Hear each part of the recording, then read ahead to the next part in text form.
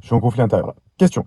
Qu'est-ce que vous pensez des mecs qui n'invitent pas au premier date ou qui font moite-moite? Je vous avoue que de pas tout le temps payer, ça m'aurait pas mal arrangé et ça aurait pas mal arrangé mon compte en banque, je crois. En fait, ça fait quelques temps que je vis à l'étranger et j'ai rencontré pas mal de filles. Quand on se date, naturellement, bam, c'est moi qui paye. Jusque-là, ça me paraissait normal. Je remercie quand même, ça fait des années que j'utilise Revolut et que c'est ma banque principale. À l'étranger, j'ai pas de frais quand je paye par carte, j'ai pas de frais quand je retire et j'ai pas de frais quand je fais des virements. Heureusement, parce que si en plus de dater la terre entière, j'avais eu des frais étrangers, ça serait complicado.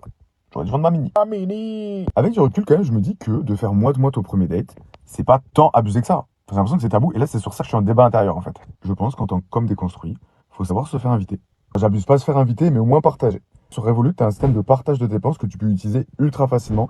Faites pas ça avec vos dates, hein. Je vous préviens. Faites ça avec vos potes plutôt. Vous savez, quand c'est vous qui organisez un voyage, vous avancez tous les frais et tout, vous mettez tout sur Revolut, bam, vous appuyez sur partager. C'est ultra simple. Bref, pour ceux qui partent à l'étranger en 2026 et qui comptent dater la terre entière, prenez Revolut. En vrai, c'est hyper fiable. Moi, c'est ma banque depuis des années.